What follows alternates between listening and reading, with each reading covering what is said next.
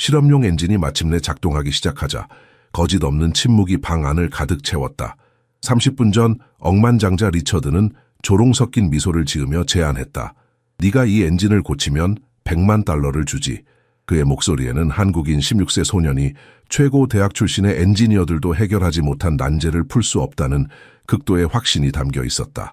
박재민, 피로 일상을 버티는 이민자 가정의 아들은 늘 보이지 않는 존재였다. 장학금을 받아 다녔던 학교에서 그는 마지막 줄에 앉은 괴짜 한국인으로 여겨졌다. 안경 너머로 기계 도면만 가득한 공책을 들고 다니며 아무도 이해하지 못하는 꿈을 꾸었다. 집에선 연체된 청구서를 들킨 부모님의 속삭임이 들려왔지만 그의 마음은 기어와 회로를 향해 있었다. 그가 실험실로 걸어 나섰을 때 조롱하던 시선과 동정 어린 눈빛이 뒤따랐다. 그러나 그의 눈빛엔 이미 다른 불꽃이 있었다. 8살 때부터 기기를 뜯고 조립하던 손이 조금 떨렸지만 그 엔진 앞에선 그의 모습에는 운명마저 바꿔버릴 단호함이 서려 있었다. 그리고 그 30분의 시간은 단순한 천재의 전시가 아니었다. 그 방을 가득 채운 이들은 오늘 자신들이 잊고 있던 겸손과 오만의 의미를 새로이 깨닫게 되었다. 안녕하세요, 채널 구독자 여러분. 저희 이야기를 좋아하신다면 새 채널에도 방문해 주세요. 영상 설명란에 링크를 남겨두었으니 꼭 확인해 주시고 응원 부탁드립니다. 이 엔진을 고치면 내가 $100만 주지. 미국 최첨단 공학 공장에 웃음소리가 울려 퍼졌다. 테크노코어 인더스트리의 억만장자 CEO 리처드 블랙우드는 실험용 엔진 주변에 모인 학생들을 경멸의 눈초리로 바라보았다. 그의 목소리에는 오직 부유층만이 가질 수 있는 우월감이 묻어났다. 적응형 압축 엔진은 금속 작업대 위에서 아무 소리도 내지 않은 채 놓여 있었다. 케이블, 센서, 그리고 회사에 노련한 엔지니어들조차 위축시키는 복잡한 구조로 둘러싸여 있었다. 그것은 전기 자동차 산업의 혁명을 약속했다. 만약 작동한다면. 하지만 거기에 있는 엔진은 완고하게 움직이지 않고 그것을 해결하려 했던 모든 공학 박사들을 조롱하고 있었다. 너희들이 내 팀보다 더 잘할 수 있다고 생각해? 블랙우드는 손목의 금시계를 만지작거리며 말을 이었다. 수십 년의 경험을 가진 엔지니어들도 이 문제를 해결하지 못했어. 하지만 자유롭게 시도해보게. 학교 견학을 온 학생들은 긴장하며 웃었다. 몇몇은 서로 속삭였고 다른 이들은 호기심 어린 눈으로 엔진을 관찰했지만 위축된 모습이었다. 선생님들은 상황의 당혹감을 감추려 공손하게 미소 지었다. 무리의 뒤쪽에서 더 큰 친구들 사이에 거의 보이지 않게 16살 소년이 완전한 침묵 속에 서 있었다. 박재민은 웃지 않았다. 속삭이지도 않았다. 그는 엔진을 아무도 알아차리지 못할 정도의 집중력으로 관찰하고 있었다. 그의 검은 눈동자는 벽에 붙은 기술 도면의 모든 선, 모든 연결부, 모든 구성 요소를 마치 익숙한 이야기를 읽는 것처럼 훑어보았다. 블랙우드는 한국계 소년에게 주의를 기울이지 않았다. 왜 그래야 했을까? 재미는 평범한 옷을 입고 낡은 공책을 손에 든 별 볼 일 없는 학생에 불과했다. 세상에 아무런 차이도 만들지 못할 젊은이들의 무리 속 익명의 얼굴일 뿐이었다. 블랙우드가 얼마나 틀렸는지. 그날 오후 다른 학생들이 실험실에서 나가고 있을 때 재미는 한 발자국도 움직이지 않았다. 그의 눈은 여전히 복잡한 엔진에 고정되어 있었다. 그가 그 문제점을 볼 수 있었다고 말하면 아무도 믿지 않을 것이다. 하지만 그는 볼 수 있었다. 문제는 압축률이 아니었다. 냉각 시스템도 아니었다. 그것은 기류였다. 기류가 완전히 잘못된 방향으로 흐르고 있었다. 블랙우드가 실험실을 나가려 할 때 그는 뒤에 남아있는 작은 소년을 눈치챘다. 뭐 하는 거야? 그는 짜증스럽게 물었다. 견학은 끝났어. 재미는 천천히 눈을 들어 억만장자를 바라보았다. 그의 눈에는 블랙우드가 한 번도 보지 못한 종류의 지적 깊이가 있었다. 기류가 잘못된 방향으로 흐르고 있습니다. 재미는 거의 속삭이듯 말했다. 블랙우드는 웃음을 참으려 했지만 실패했다. 뭐라고? 내 박사학위 엔지니어들이 기류 방향을 잘못 설정했다고? 그의 웃음소리가 비어있는 실험실에 울려 퍼졌다. 재미는 움찔했지만 물러서지 않았다. 그의 눈은 엔진으로 돌아갔다.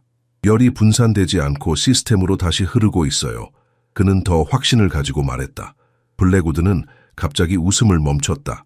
그의 눈이 좁아졌다. 어떻게 알지? 세계를 바꿀 대화가 시작되었다. 재미는 항상 보이지 않는 존재였다. 콜로라도 주 제퍼슨 고등학교 교실에서 그는 항상 마지막 줄에 앉아 아버지에게서 물려받은 두꺼운 테 안경을 통해 세상을 관찰했다. 그의 반 친구들은 그를 기억할 때면 이상한 한국인이라고 불렀다.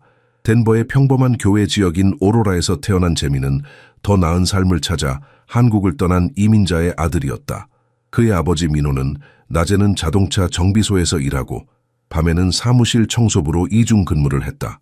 그의 어머니 혜지는 의류회사를 위해 집에서 옷을 꿰매며 그녀의 손가락은 항상 바늘 자국으로 가득했다. 박씨 가족의 집은 김치 냄새와 민호가 피부에 묻혀오는 엔진 오일 향기가 섞여 있는 작은 2베드룸 아파트였다. 호화로움은 없었지만 사랑은 있었다. 그리고 책들, 민호가 폐품 수집상과 도서관에서 모은 영어와 한국어로 된 많은 기술 서적들이 있었다. 어릴 때부터 제미는 기어, 회로, 모터가 있는 모든 것에 대해 불안할 정도의 호기심을 보였다. 8살 때 그는 가족의 진공 청소기를 완전히 분해했다. 10살 때는 쓰레기에서 찾은 부품으로 작은 라디오를 만들었다. 12살 때는 인터넷에서 다운로드한 설명서만 보고 이웃의 고장난 에어컨을 수리했다. 하지만 학교에서는 달랐다. 선생님들은 그를 평범한 학생으로 보았다. 문제를 일으키기에는 너무 조용하고 통과하기에는 충분히 똑똑하지만 특별한 빛은 없는 학생으로. 그의 반 친구들은 그를 완전히 무시했다. 그는 미식축구를 하지 않았고 파티에 나가지 않았으며 인기 있는 소셜미디어도 없었다. 그들이 모르는 것은 제민이 밤새도록 공학 특허를 공부하고 MIT 온라인 강의를 보며 그의 마음속에만 존재하는 기계 도면으로 공책을 채우고 있었다는 것이다. 어느 차가운 겨울 아침, 제민은 평소보다 일찍 학교에 도착했다. 복도는 텅 비어 있었고 그는 자신의 사물함으로 조용히 걸어갔다. 그때 한 무리의 운동선수들이 코너를 돌아 그를 발견했다. 이봐, 한국인! 축구팀 주장인 브래드가 소리쳤다. 너 숙제했어? 제미는 몸을 움츠렸다. 이런 상황은 이미 익숙했다. 그들은 그의 숙제를 원했다. 아니면 더 나쁜 일이 일어날 것이다. 했어. 그는 작은 목소리로 대답했다. 좋아, 그럼 우리 것도 해줘. 브래드가 웃으며 말했다. 너처럼 똑똑한 친구는 돕는 걸 좋아하잖아. 그렇지? 제미는 무력감을 느꼈다. 거절하면 괴롭힘은 더 심해질 것이다. 그는 고개를 끄덕였다. 오늘 오후까지, 브래드가 말했다. 그리고 이번엔 실수하지 마. 지난번처럼 하면 말을 끝낼 필요는 없었다. 지난번 브래드의 숙제에서 C를 받았을 때 브래드는 제민의 책을 변기에 빠뜨렸다. 수업 시간 동안 제민은 공책의 숙제 문제를 풀면서도 자신의 진짜 관심사인 압축 엔진 설계에 대한 메모를 계속했다. 그의 마음은 쉴 새 없이 작동했다. 엔진의 블루프린트가 그의 생각에서 형성되기 시작했다. 그것은 현재의 모든 어려움으로부터의 탈출구였다. 점심시간에 제민은 도서관으로 미끄러져 들어갔다. 그곳은 그가 숨을 수 있는 유일한 안전한 장소였다. 그는 이미 브래드의 생물학 숙제를 끝냈지만 지금은 자신의 프로젝트에 집중하고 싶었다. 그는 조용한 구석에 앉아 공책을 열었다. 페이지는 방정식 도면, 그가 머릿속에서만 보는 엔진의 청사진으로 가득 찼다. 그의 손가락이 페이지를 넘기며 온전히 자신의 세계에 몰입했다. 무슨 짓이야? 날카로운 목소리가 그의 사색을 깨뜨렸다. 브래드였다. 제미는 급히 공책을 닫으려 했지만 너무 늦었다. 브래드가 그것을 낚아챘다. 이게 뭔데? 브래드가 페이지를 넘기며 물었다. 이런 쓸모없는 낙서나 하고. 제민의 심장이 격렬하게 뛰었다. 그의 비밀, 그의 꿈, 그의 피난처가 이제 모두의 조롱거리가 될 것이다. 이게 뭐야? 브래드가 제민의 공책을 높이 들어올려 다른 친구들에게 보여주었다. 얘들아, 와서 봐. 이상한 한국인이 미친 과학자 놀이를 하고 있어. 주변에서 웃음소리가 터져 나왔다. 제민은 공책을 되찾으려 했지만 브래드는 그것을 더 높이 들어올렸다. 제민의 가슴이 무너져 내렸다. 그 페이지들은 단순한 낙서가 아니었다. 그것은 그의 피난처였다. 그의 꿈이었다. 그의 유일한 안식처였다. 제발, 제민이 속삭였다. 돌려줘. 먼저, 이게 뭔지 설명해봐. 브래드가 도발했다. 자, 천재야, 우리한테 가르쳐봐. 제민은 깊은 숨을 들이마셨다. 잠시 그는 설명하는 것을 고려했다. 그의 발견, 그의 이론, 그의 열정에 대해 이야기하는 것을. 하지만 주변의 얼굴들을 보았다. 조롱, 무관심, 일상적인 잔인함. 그냥 메모야. 그가 속삭였다. 브래드는 공책을 바닥에 던져 페이지들을 흩뜨렸다. 쓸모없는 메모, 쓸모없는 아이. 재민은 무릎을 꿇고 페이지들을 모으기 시작했다. 수치심의 눈물이 그의 눈을 태웠다. 그 순간 그는 자신에게 침묵의 약속을 했다. 언젠가 세상은 이 쓸모없는 메모가 정말로 무엇을 의미하는지 알게 될 것이다. 그날 오후 상담교사인 패터슨 선생님이 재민을 사무실로 불렀다. 재민, 넌 더 노력해서 어울려야 해. 패터슨 선생님이 책상 위에 펼쳐진 서류 위로 안경을 조정하며 말했다. 선생님들이 네가 너무 내향적이라고 말하더구나. 완곡한 표현이었다. 그들이 정말로 말하고 싶었던 것은 재민이 이상하다는 것이었다. 그의 상세한 기술적 질문이 수업의 흐름을 방해한다는 것, 그의 과학 프로젝트가 고등학생에게는 지나치게 복잡하다는 것, 그가 정상적이지 않다는 것. 네가 브래드와 친구들과 문제가 있다고 들었어. 패터슨 선생님이 계속했다. 모든 사람이 다 널 좋아할 필요는 없지만 넌 조금 더 어울리기 위해 노력해야 해. 재민은 고개를 끄덕였지만 속으로는 불타오르고 있었다. 그들은 그를 이해하지 못했다. 아무도 이해하지 못했다. 집에서도 상황은 더 쉽지 않았다. 민호는 너무 열심히 일해서 대화할 에너지가 거의 없었다. 혜진은 끊임없이 청구서를 걱정하며 빚과 어려움에 대해 남편과 한국어로 속삭였다. 재민은 모든 것을 들었고 이미 생존을 위해 싸우고 있는 가족에게 또 다른 경제적 부담이 되는 무게를 느꼈다. 드물게 함께 저녁을 먹는 날 민호가 제안했다. 네가 좀 더 안정적인 것에 집중하는 게 어떨까? 회계학, 경영학 같은 거. 공학은 비싼 대학에서 공부할 돈이 있는 사람들을 위한 거야. 그 말은 깊이 상처를 주었다. 민호가 잔인해서가 아니라 그는 단지 아들이 자신이 겪었던 실망을 경험하지 않도록 보호하려 했을 뿐이다. 한국에서 민호는 존경받는 기술자였지만 미국에서는 그의 학위가 인정되지 않았다. 그의 경험은 중요하지 않았다. 그는 그저 다른 사람들이 원하지 않는 일을 하는 또 하나의 이민자였을 뿐이었다. 그날 밤 재민은 얇은 베개에 얼굴을 파묻고 조용히 울었다. 그는 두 세계 사이에서 찢어지는 느낌이었다. 그를 사랑하지만 이해하지 못하는 가족의 세계와 그를 용인하지만 받아들이지 않는 학교의 세계 사이에서.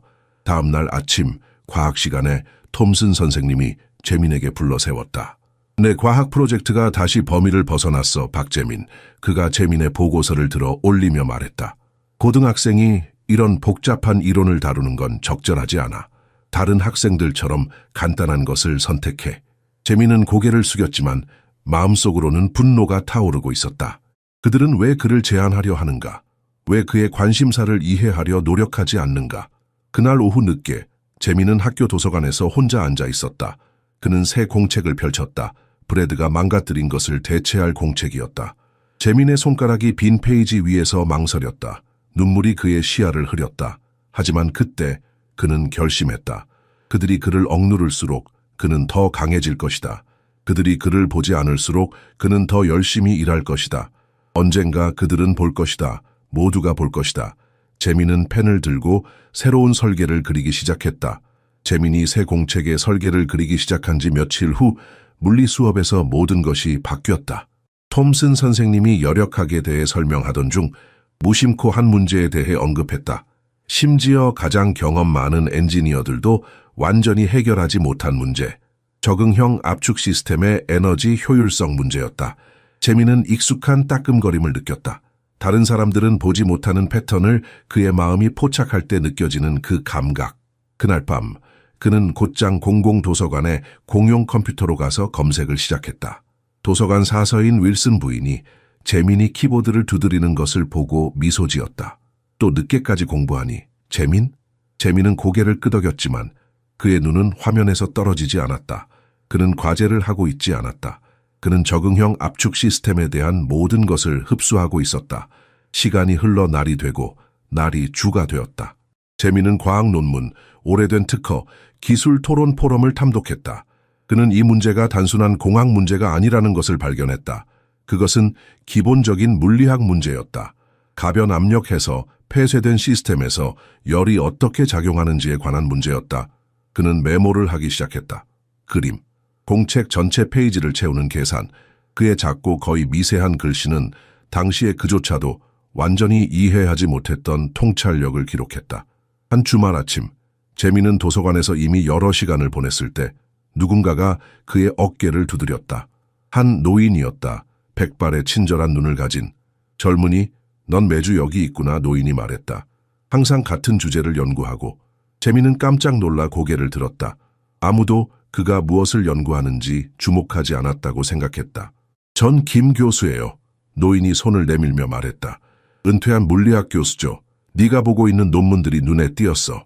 재민은 조심스럽게 그의 손을 잡았다. 박재민입니다. 네가 공부하는 게 무엇인지 알고 있니?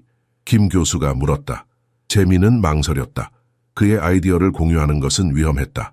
브래드와의 사건 이후로 그는 더 조심스러워졌다. 하지만 김 교수의 눈에서 진정한 관심을 볼 수 있었다. 적응형 압축 시스템에서의 열 흐름 문제요. 재민이 마침내 말했다. 김 교수의 눈썹이 올라갔다. 꽤 고급 주제인데 학교 과제니? 재민은 고개를 저었다. 개인적인 관심사예요. 김 교수는 재민의 공책을 들여다보았고 그의 눈이 넓어졌다. 이건 꽤 인상적이구나. 네가 이것을 혼자 연구했니? 재민은 고개를 끄덕였다. 내 나이에 이런 수준의 이해력은 보기 드물어. 김 교수가 말했다. 난 30년간 대학에서 가르쳤지만 이런 수준의 통찰력을 가진 학생은 몇 명 보지 못했어. 재민의 심장이 빨리 뛰기 시작했다. 마침내 누군가가 그를 이해했다. 마침내 누군가가 그의 관심사를 조롱하지 않았다. 나한테 더 보여줄래? 김 교수가 물었다. 그날 오후 그들은 도서관 구석에 앉아 재민의 이론에 대해 이야기했다. 김 교수는 질문을 하고 조언을 제공하고 때로는 고개를 저으며 감탄했다. 네가 맞을지도 몰라. 김 교수가 재민의 방정식을 검토한 후 말했다. 기존 모델은 시스템 내에서 열이 어떻게 재순환되는지 고려하지 않았어. 네 접근법은 혁신적이야. 재민은 거의 믿을 수 없었다. 이 경험 많은 과학자가 그의 이론을 진지하게 받아들이고 있었다. 이론이 맞다면 에너지 효율성을 최소 30% 향상시킬 수 있을 거예요. 재민이 말했다. 김 교수는 고개를 끄덕였다. 그리고 그것은 수많은 산업에 영향을 미칠 거야. 그는 잠시 재민을 바라보았다. 내가 도울 수 있는 일이 있을까? 재민은 깊은 숨을 들이마셨다. 이 순간이 그의 인생을 바꿀 수 있을까? 그는 김 교수에게 그의 꿈, 도전, 학교와 가정에서의 고립감에 대해 말했다. 김 교수는 주에 깊게 들었다. 내 재능은 특별해, 재민. 하지만 넌 안내가 필요해. 내가 약간의 자료와 지도를 제공할 수 있을 것 같구나. 재민의 눈이 밝아졌다. 마침내 멘토가 생겼다. 마침내 그의 아이디어를 심각하게 받아들이는 누군가가 있었다. 그리고 김 교수가 미소 지으며 말했다. 몇 주 후에 테크노코어 인더스트리 견학이 있다고 들었어. 그들은 적응형 압축 기술의 선두주자야. 난 그곳에 몇몇 연락처가 있어. 아마도 네가 그들의 실험실을 볼 수 있도록 도울 수 있을 거야. 재민의 가슴이 희망으로 부풀어 올랐다. 이것이 그가 기다려온 기회일까? 테크노코어 인더스트리 견학이 최첨단 기술을 실제로 볼 수 있는 특별한 기회로 발표되었을 때 재민의 가슴은 기대감으로 부풀었다. 하지만 그 기쁨은 곧 현실의 벽에 부딪혔다. $50요? 재민이 허락서를 들여다보며 작은 목소리로 물었다. 패터슨 선생님은 짜증을 숨기지 못하고 고개를 끄덕였다. 그날 밤 부엌 테이블에서 재민은 견학 신청서를 내밀었다. 혜진과 민호는 서로를 바라보았다. 그들의 눈에서 재민은 이미 답을 읽을 수 있었다. 미안하다, 아들. 민호가 낮은 목소리로 말했다. 이번 달은 좀 빠듯해서. 재민은 고개를 끄덕였다. 다시 한번 그의 꿈은 현실의 무게에 짓눌렸다. 그는 침실로 돌아가 침대에 앉았다. 김 교수가 준 희망이 물거품이 되는 것 같았다. 그때 노크 소리가 들렸다. 혜진이 문을 열고 들어왔다. 그녀의 눈은 결심으로 빛났다. 내일 아침에 돈을 줄게, 그녀가 말했다. 가야 해. 하지만 어떡해요? 재민이 물었다. 우리에게 그런 여유가 없잖아요. 혜진은 손을 뻗어 낡은 보석함을 열었다. 그녀는 작은 금기고리 한 쌍을 꺼냈다. 그것은 그녀가 한국에서 가져온 몇 안 되는 귀중품 중 하나였다. 할아버지께서 항상 말씀하셨지. 혜진이 귀고리를 손에 쥐며 말했다. 지식은 누구도 빼앗을 수 없는 유일한 유산이다. 재민의 눈에 눈물이 고였다. 어머니가 한국의 유물을 포기하는 것이 얼마나 큰 희생인지 알았다. 정말 괜찮으세요? 혜진은 미소 지었다. 넌 특별한 아이야, 재민아. 난 항상 그것을 알고 있었어. 네 할아버지도 널 보셨다면 자랑스러워 하셨을 거야. 다음 날 재민은 $50를 패터슨 선생님에게 제출했다. 선생님은 그를 의아하게 쳐다보았지만 아무 말도 하지 않고 돈을 받았다. 견학 당일 학교 버스에서 재민은 늘 그렇듯이 혼자 앉았다. 그의 동급생들은 멋진 로봇과 미래 기계를 보는 것에 대해 떠들썩하게 이야기하고 있었다.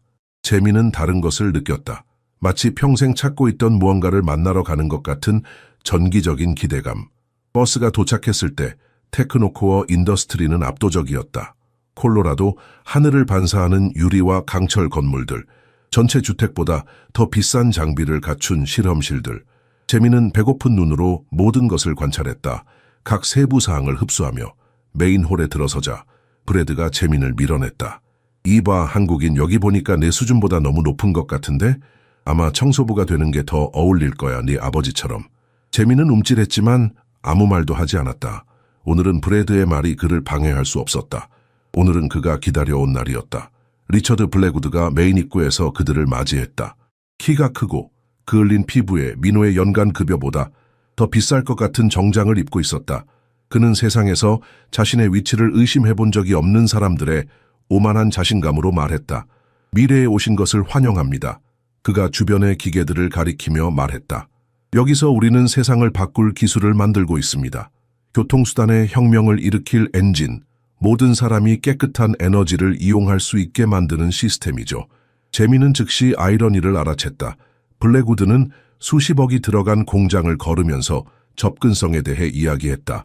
오직 부자들만 살 수 있는 제품을 만들면서. 하지만 그는 생각을 자신에게 간직했다.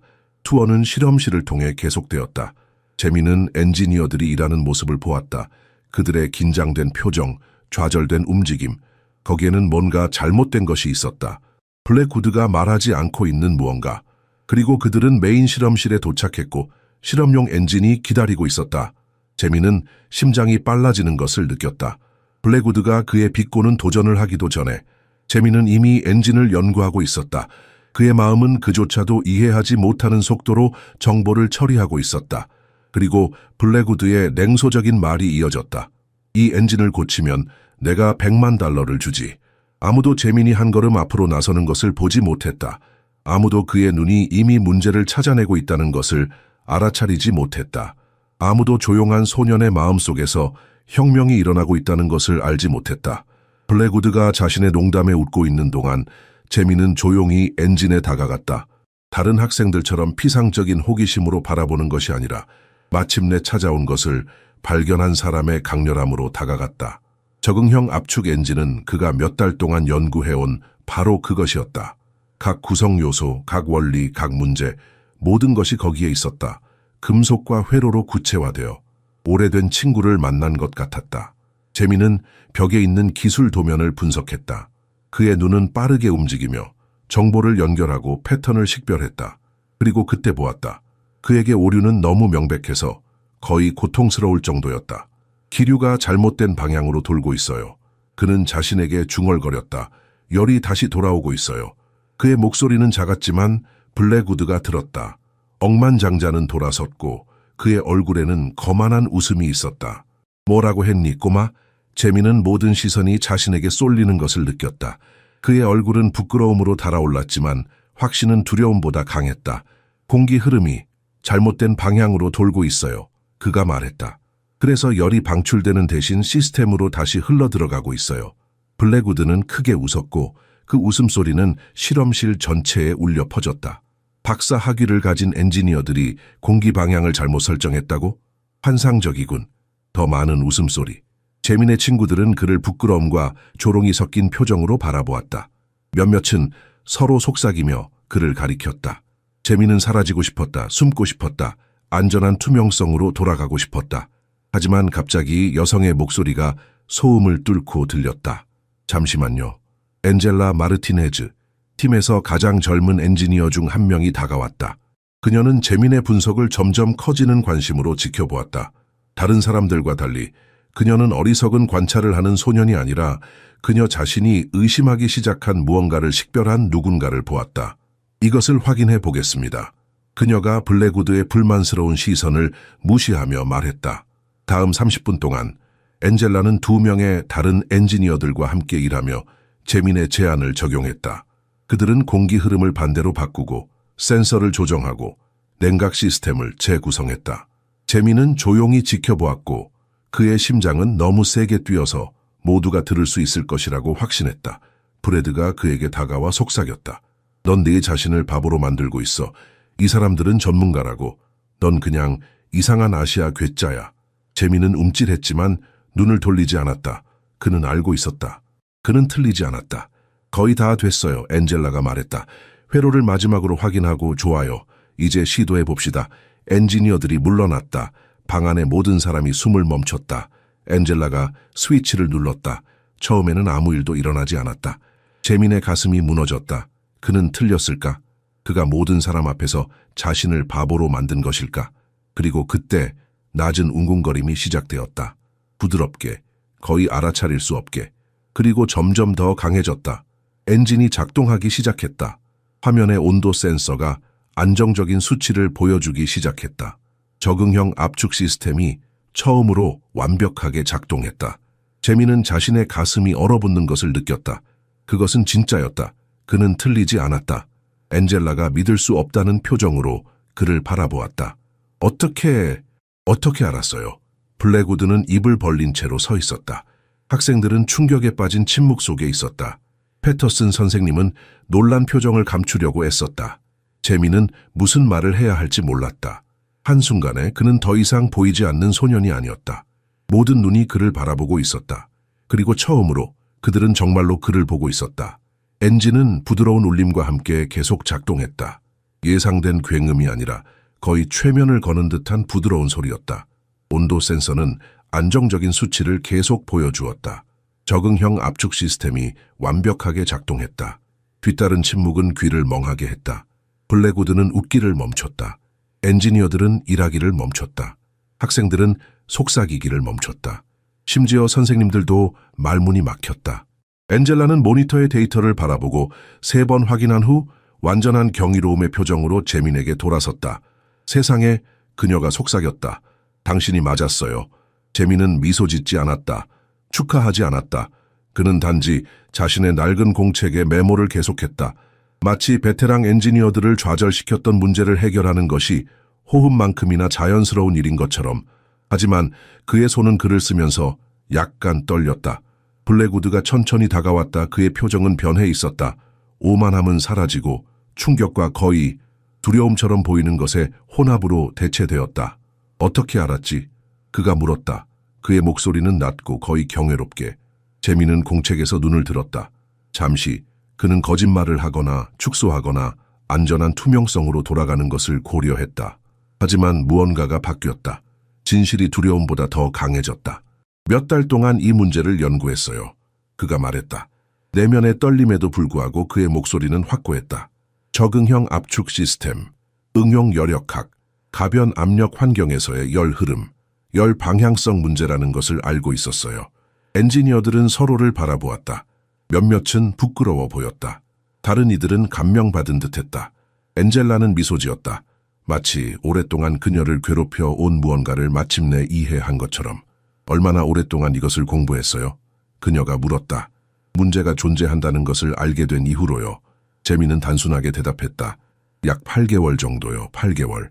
16살 소년이 전문 엔지니어 팀이 수년간 해결하지 못한 문제를 8개월 만에 해결했다.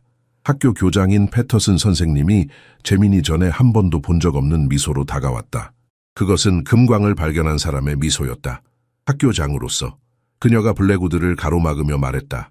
우리 학생들의 모든 발전은 학교의 책임이라고 말해야 합니다. 어떤 인정이라도. 블랙우드는 그녀를 손짓으로 중단시켰다. 그의 눈은 재민에게 고정된 채로 마치 처음 보는 것처럼 소년을 연구하고 있었다.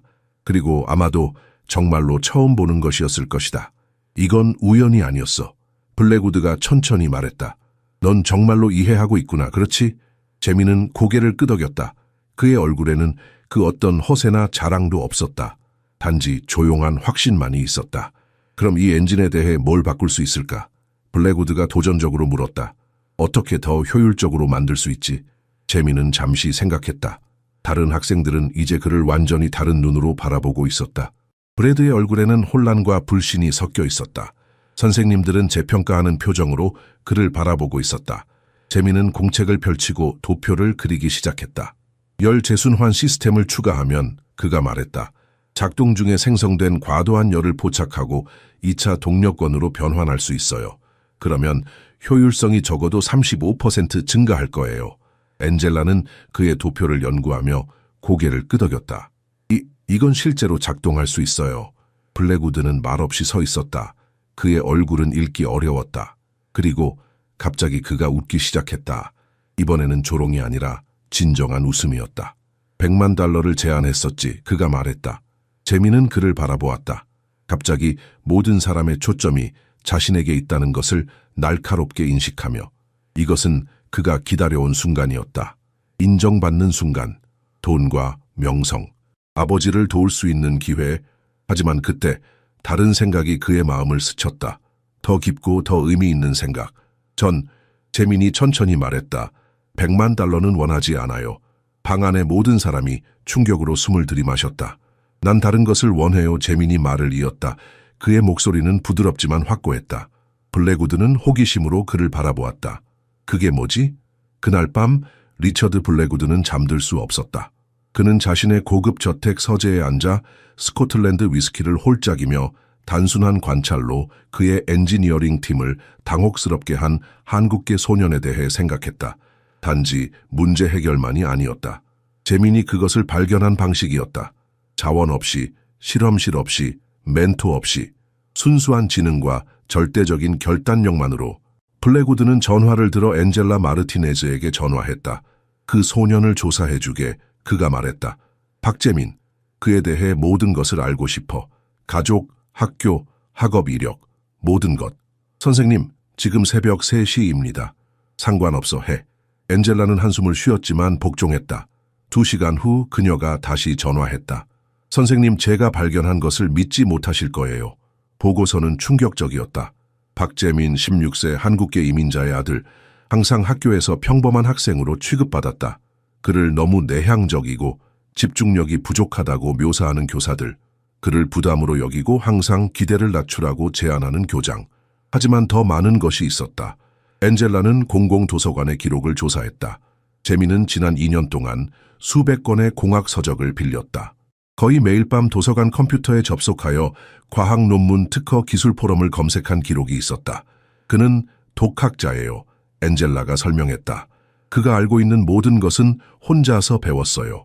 교사 없이, 멘토 없이, 자원 없이, 순수한 지능과 결단력이에요.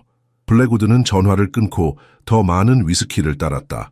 수년간 그는 특별한 재능을 찾아다녔다. 최고의 대학을 방문하고 최고의 교수를 고용하고 인정받는 천재들에게 장학금을 제공했다. 그리고 내내 그가 지금까지 만난 가장 큰 재능은 공립학교의 마지막 줄에 앉아 모두에게 무시당하고 있었다. 다음 날 아침 블랙우드는 두 사람의 삶을 영원히 바꿀 결정을 내렸다. 하지만 먼저 그는 패터슨 교장과 매우 심각한 대화를 나눌 필요가 있었다. 학교의 인정에 대해서요. 그가 전화로 말했다. 그의 목소리는 차가웠다. 당신이 재민의 발전을 어떻게 지원해왔는지 더 잘 이해할 필요가 있군요. 전화 너머의 침묵이 너무 길었다. 블랙우드는 미소 지었다. 때로는 진실이 상상했던 것보다 발견하기 더 쉬웠다. 우리의 교육 방법에 관해서는 패터슨이 마침내 말했다. 물론 우리는 항상 모든 학생들의 잠재력을 최대화하려고 노력합니다. 패터슨 씨, 블랙우드가 가로막았다. 나는 바보가 아닙니다. 당신은 박재민을 실패자처럼 대했습니다. 그런데 그 소녀는 내 팀의 수십 명의 최고 엔지니어들이 수년간 해결하지 못한 문제를 해결했습니다. 전화기 너머로 숨을 들이마시는 소리가 들렸다. 블랙우드 씨, 확실히 우리는 내가 얼마나 학교에 기부할 계획이었는지 알고 싶습니까? 블랙우드가 중단했다. 제 1,000만 달러였습니다. 그러나 이제 그 돈은 다른 곳으로 갈 것 같군요. 그리고 패터슨 씨, 당신이 이 소년을 어떻게 대했는지에 관한 이야기가 지역 신문에 실리면 어떨까요? 아니면 국가 언론에? 패터슨의 목소리가 약해졌다. 제발, 그럴 필요는 없습니다. 필요하지 않다고요? 잠재적인 천재를 억압하는 것이 필요하지 않을까요? 재민이 그러한 환경에도 불구하고 성공했다는 것은 기적입니다. 다른 학생들은 어떻습니까? 당신이 묻어버린 다른 재능들은요? 통화는 짧게 끝났다. 블랙우드는 창문 밖을 내다보며 콜로라도 아침 빛이 산들을 황금색으로 물들이는 것을 지켜보았다. 그는 학교 시스템의 문제를 해결할 수는 없었지만 적어도 한 소년을 구할 수는 있었다. 그는 재민의 부모에게 전화하기로 결정했다. 그들의 주소는 엔젤라의 보고서에 있었다. 오로라의 작은 아파트.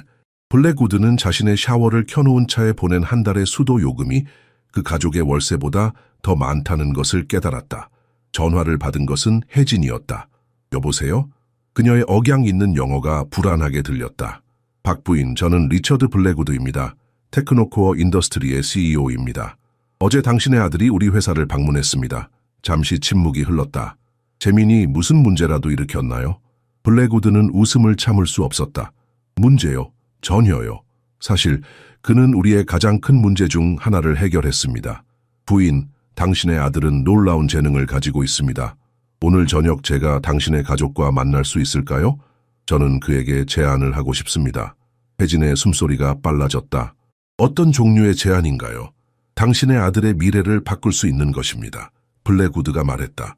그리고 아마도 세상도요. 전 $100만 원하지 않아요. 재민이 말했다. 그의 목소리는 내면의 떨림에도 불구하고 확고했다. 전 당신의 회사 안에 방 하나를 갖고 싶어요. 제가 당신의 모든 기술을 사용해 제 발명품을 시험해 볼 수 있는 공간이요. 블랙우드는 오랜 순간 침묵했다. 그들은 학교와 직원들의 호기심 많은 귀들로부터 멀리 떨어진 그의 개인 사무실에 있었다. 재민은 사적인 대화를 위해 불려왔고 억만장자는 소년이 가족을 위한 돈, 장학금, 어쩌면 아르바이트를 요청할 것이라고 예상했다. 하지만 이것이 아니었다. 절대 이것이 아니었다. 너는 16살이야. 블랙우드가 천천히 말했다.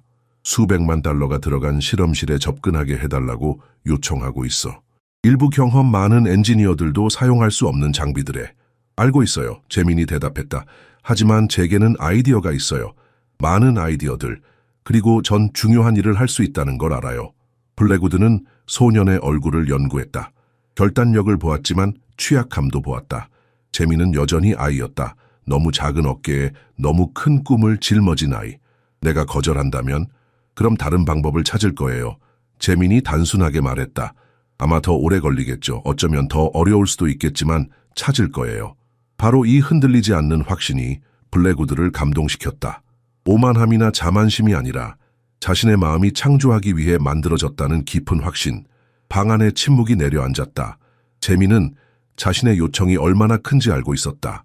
이것은 16살 소년에게 수백만 달러의 장비에 대한 접근을 제공하는 것이었다.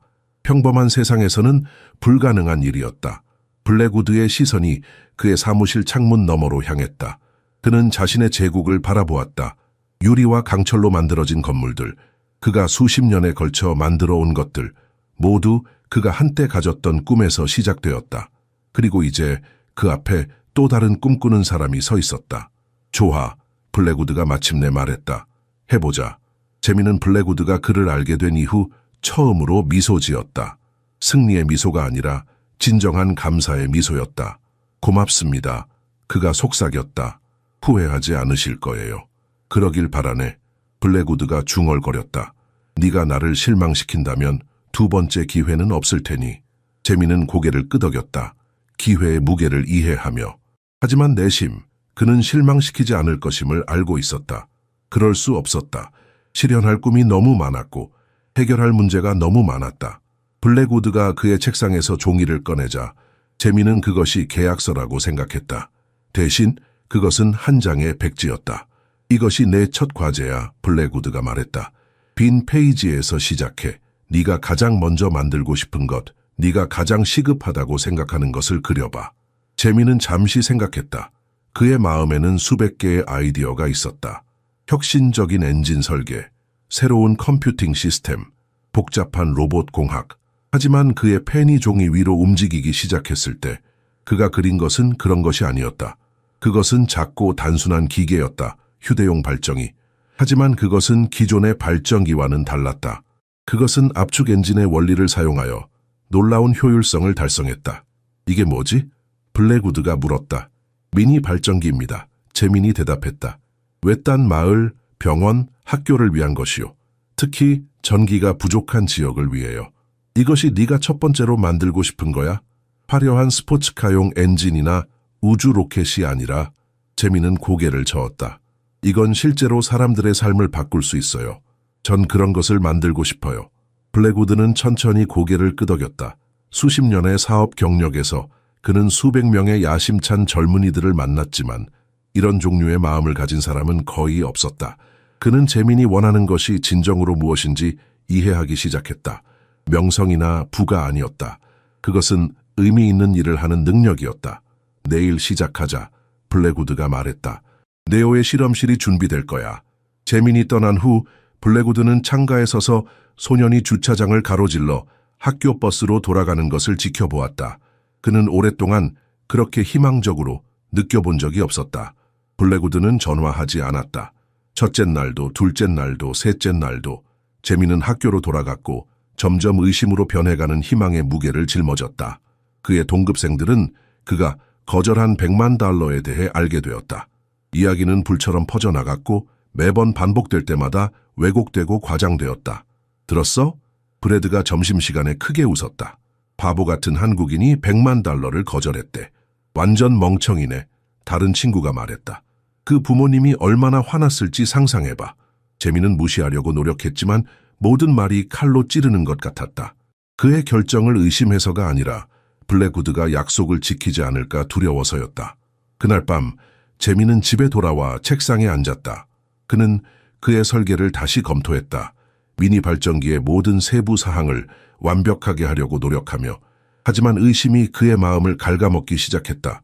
아마도 블랙우드는 단지 그를 가지고 놀았을 뿐이다. 아마도 그의 말은 단지 빈 약속이었을 뿐이다. 복도에서 부모님의 속삭임이 들렸다.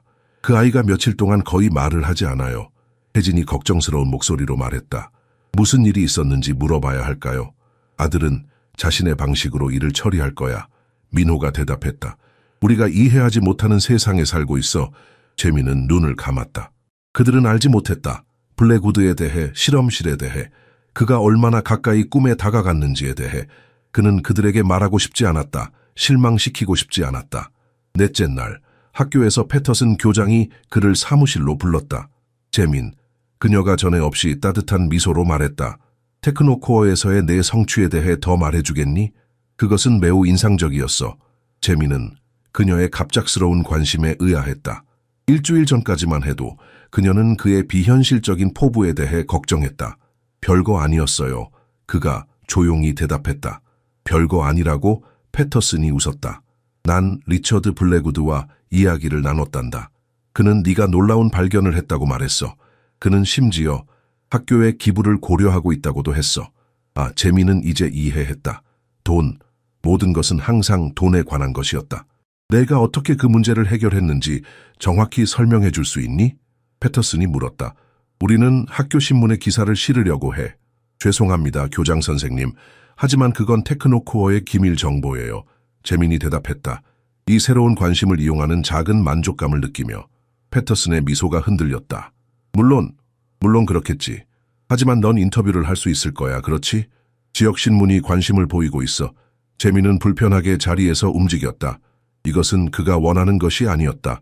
그는 주목받기를 원하지 않았다. 그는 단지 만들기를 원했다. 창조하기를, 문제를 해결하기를. 다섯째 날 브래드와 그의 친구들이 재민을 학교 복도에서 가로막았다. 이봐, 천재. 브래드가 조롱했다. 내 과학 숙제 좀 도와줄래?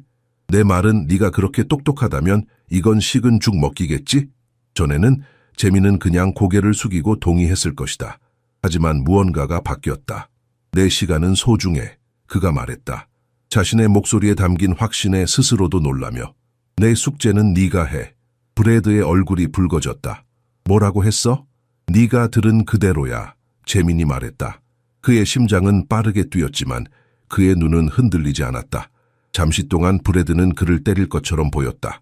하지만 무언가가 아마도 재민의 눈에 있는 새로운 확신 또는 그를 둘러싼 소문, 그를 멈추게 했다. 너 후회하게 될 거야. 브래드가 으르렁거렸다. 넌 아직도 아무것도 아니야. 그날 저녁, 재민은 집 앞에 앉아 별을 바라보며 생각에 잠겼다. 그의 꿈이 그렇게 가까이 있었다가 사라지다니 얼마나 잔인한가. 그는 자신의 설계를 그린 낡은 공책을 무릎 위에 펼쳐놓았다. 그때 검은색 고급차가 거리를 따라 천천히 움직이더니 그의 집 앞에 멈췄다. 창문이 내려갔고 리처드 블랙우드의 얼굴이 나타났다. 실험실이 준비됐어. 그가 말했다. 재민의 심장이 멈춘 것 같았다. 정말요? 내일 아침 9시 내가 너를 데리러 올게. 차가 떠난 후 재민은 여전히 놀란 채로 거기에 앉아 있었다. 그때 현관문이 열렸고 민호가 그 옆에 앉았다. 누구였니? 그가 물었다. 재민은 깊은 숨을 들이마셨다. 이제 모든 것을 말할 시간이었다. 방이 준비되었습니다. 네 단어가 모든 것을 바꾸었다.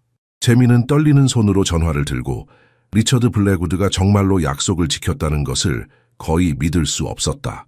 전날 밤 재민은 부모님에게 모든 것을 말했다. 엔진 발견, 블랙우드의 제안까지.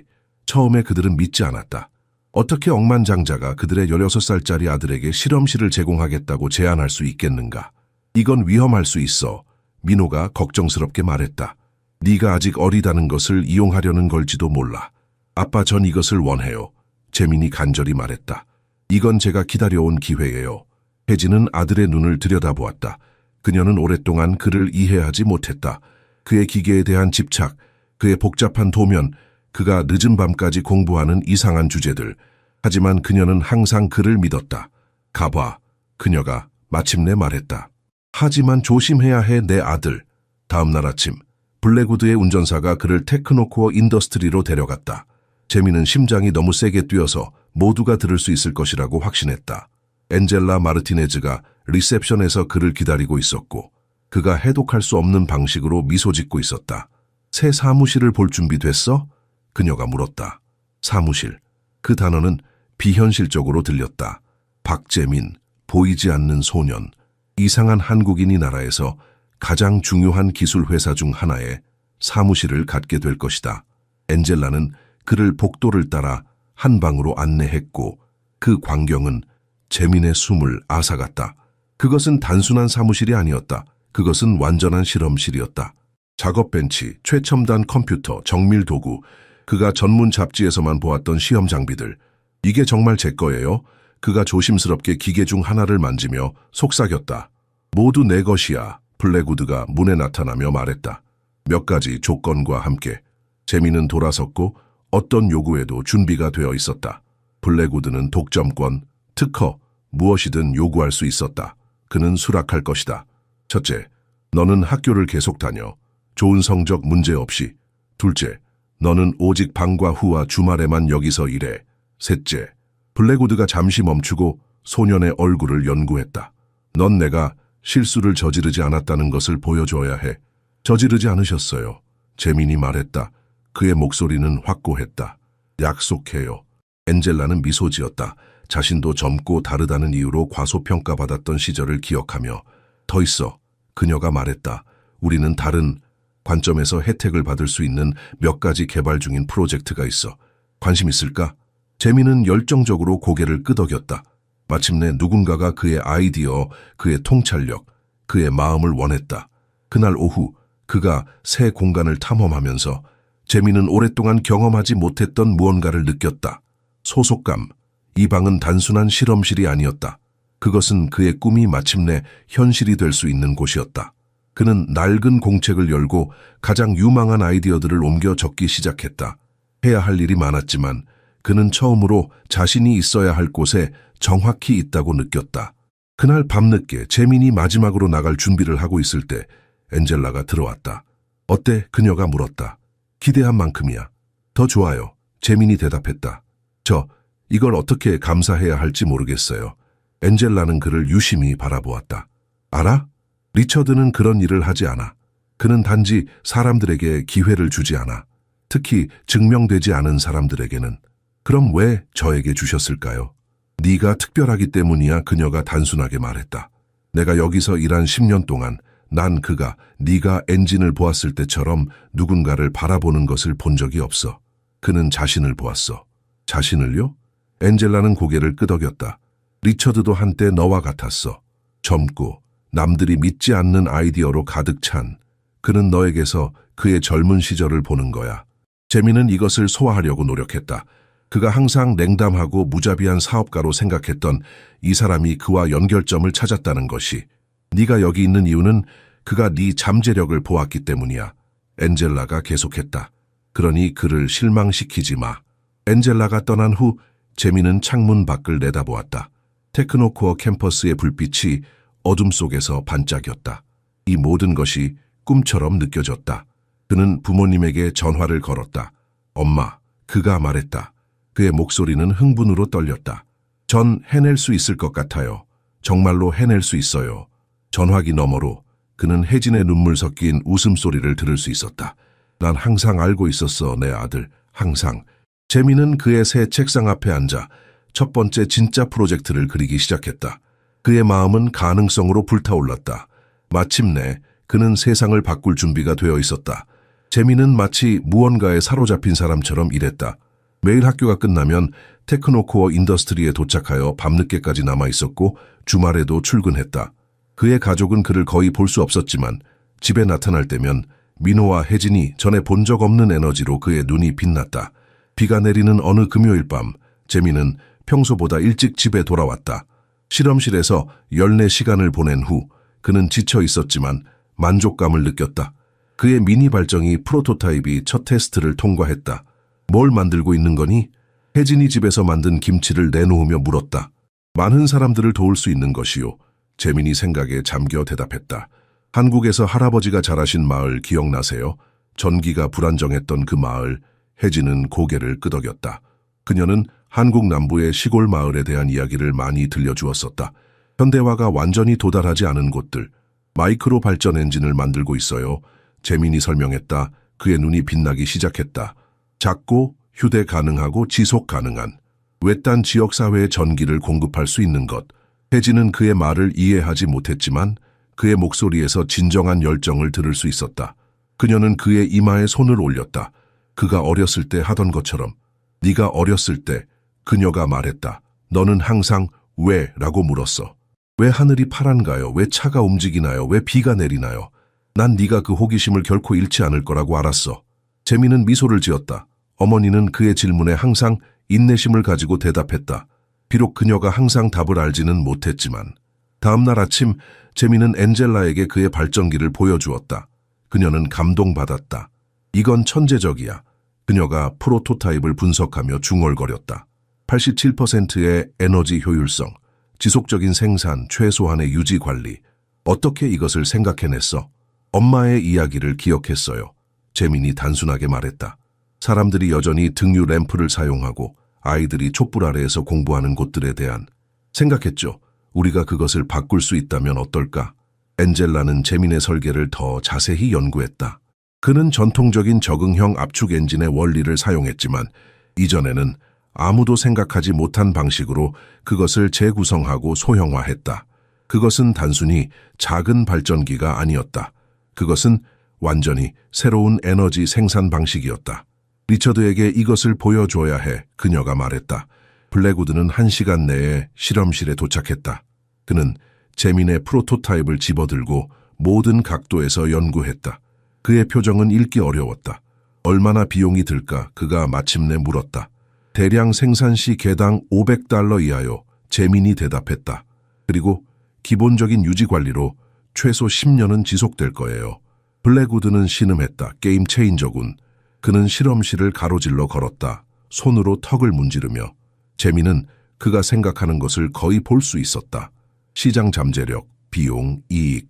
테크노코어는 일반적으로 소비자 기술에 집중해. 블랙우드가 말했다. 우리는 보통 고급 자동차나 스마트 가전제품을 위한 기술을 개발해. 이건 다른 방향이야. 재민의 심장이 가라앉았다. 그는 블랙우드가 이것을 거절할 것이라고 생각했다. 수익성이 충분하지 않다고. 하지만 블랙우드는 놀랍게도 미소 지었다. 다른 방향이 때때로 좋아. 특히 그것이 세상을 바꿀 수 있을 때. 재민의 눈이 넓어졌다. 그럼 그것을 만들 거예요? 만들 뿐만 아니라 블랙우드가 말했다. 우리는 이것을 우리의 최우선 프로젝트로 만들 거야.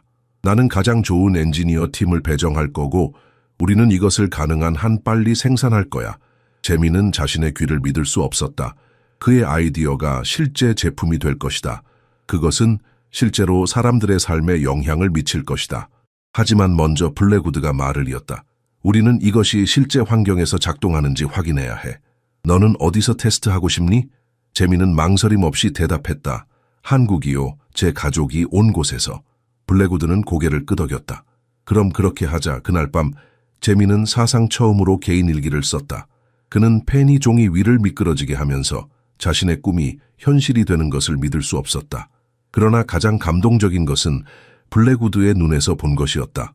이익만이 아닌 진정한 목적의 순간적인 인식. 재민은 잠시 창밖을 바라보았다. 그는 마침내 자신의 고유한 목소리를 찾았고 이제 세상이 들을 준비가 되어 있었다. 한국행 비행기가 인천국제공항에 착륙했을 때 재민의 심장은 마치 가슴에서 뛰쳐나올 것 같았다. 이것은 그가 미국을 떠난 첫 번째 여행이었다. 엔젤라와 테크노코어의 작은 팀이 동행한 그는 특별 제작된 가방에 마이크로 발정이 프로토타입 20개를 가지고 있었다. 준비됐어? 엔젤라가 그에게 물었다. 그들이 수화물을 찾기 위해 기다리는 동안 재민은 고개를 끄덕였지만 그의 위장은 매듭이 지어졌다. 그는 한국어를 유창하게 말했지만 여전히 외국인처럼 느껴졌다. 그는 조부모님의 땅이지만 그가 한 번도 방문한 적 없는 나라에 서 있었다. 혜진은 전라북도의 시골 마을들과 연락을 돕기 위해 지인들을 소개해 주었다. 그곳은 그녀의 조부모가 살았던 곳으로 전기가 불규칙하고 비싼 작은 지역사회들이었다. 호텔에서 하룻밤을 보낸 후 그들은 북천이라는 첫 번째 마을로 향했다. 2시간의 드라이브 동안 재민은 창밖으로 한국의 시골 풍경을 바라보았다. 푸른 논, 경사진 지붕이 있는 전통 가옥들, 멀리 있는 산들, 그의 어머니의 이야기들이 살아나기 시작했다. 그들이 북천에 도착했을 때 마을 이장인 김 씨는 조심스러운 호기심으로 그들을 맞이했다. 재민이 한국계이며 그들의 에너지 문제를 위한 해결책을 만들었다는 것을 알게 되자 그의 표정은 완전히 바뀌었다. 자신의 뿌리를 잊지 않은 한국의 아들, 김 이장이 한국어로 말하며 존경스러운 인사를 했다. 재민은 깊이 허리를 굽혀 인사했다. 어머니가 가르쳐준 대로. 제 조부모님이 이 지역 출신이십니다. 그가 한국어로 대답했다. 저는 도울 수 있어 영광입니다. 첫 번째 발정이 설치는 마을 전체의 행사였다. 남자, 여자, 아이들, 노인들이 모두 지켜보기 위해 모였다. 재민은 긴장했지만 결연했다. 그는 시스템을 연결하고 스위치를 켰다. 처음에는 아무 일도 일어나지 않았다. 재민의 심장이 멈췄다. 그가 계산을 잘못했을까? 그의 설계에 결함이 있을까? 그리고 부드러운 윙윙거리는 소리가 시작되었다. 그 작은 기계가 작동하기 시작했다. 불이 켜졌다. 단 하나의 불이 아니라 여러 개. 작은 발전기가 마을 중앙광장 전체와 지역 의료소의 기본 의료 장비에 전력을 공급했다. 침묵은 단 몇 초 동안만 지속되었고 곧 박수와 기쁨의 외침으로 폭발했다. 아이들은 불빛 주위로 뛰어다니며 웃었다. 어른들은 공개적으로 울었다. 노인들은 한국어로 축복을 중얼거렸다. 고맙다, 김 이장이 말했다. 그의 떨리는 손이 재민의 얼굴을 만졌다. 당신은 우리에게 희망을 가져왔소. 재민은 눈물이 자신의 눈에 고이는 것을 느꼈다. 이것은 그가 상상했던 것 이상이었다. 그것은 단순한 엔지니어링 성공이 아니었다. 그것은 인간적인 연결이었다. 그의 한국 유산과 미국에서의 훈련 사이의 다리였다. 같은 장면이 다른 마을들에서도 반복되었다. 각 설치는 축하였고 각 작동하는 발정이는 잊혀짐에 대한 승리였다. 엔젤라는 모든 것을 기록했고 기술적 성공뿐만 아니라 깊은 인간적 영향을 보여주는 보고서를 블랙우드에게 보냈다. 마지막 마을에서 재민은 민지라는 12살 소녀를 만났다. 그녀는 매일 밤 촛불 아래에서 공부했다. 발전기가 설치되고 그녀의 집이 처음으로 안정적인 전기로 밝아졌을 때 그녀는 눈물을 머금고 재민을 바라보았다. 이제 정말로 공부할 수 있어요. 그녀가 말했다. 당신처럼 엔지니어가 될 수 있어요. 그 순간 재민은 자신의 진정한 목적을 이해했다. 그것은 단지 기술이나 성공에 관한 것이 아니었다. 그것은 그의 한국 유산과 창조 능력을 연결하는 것이었다. 하나를 사용하여 다른 하나를 존중하는 것. 마지막 날 북천 마을 전체가 작별 파티를 열었다. 그들은 전통 한국 음식을 준비하고 민요를 불렀다. 노인들은 재민에게 마을의 역사와 그의 조상들이 같은 땅에서 어떻게 살았는지에 대한 이야기를 들려주었다. 파티가 끝날 무렵 김 이장이 작은 나무 상자를 재민에게 건넸다. 이것은 우리 마을에서 온 흙이요. 그가 설명했다. 당신의 뿌리를 기억하기 위한 것이요. 어디를 가든 당신은 항상 여기에 일부요. 재민은 상자를 받아들었고 그것의 무게를 느꼈다.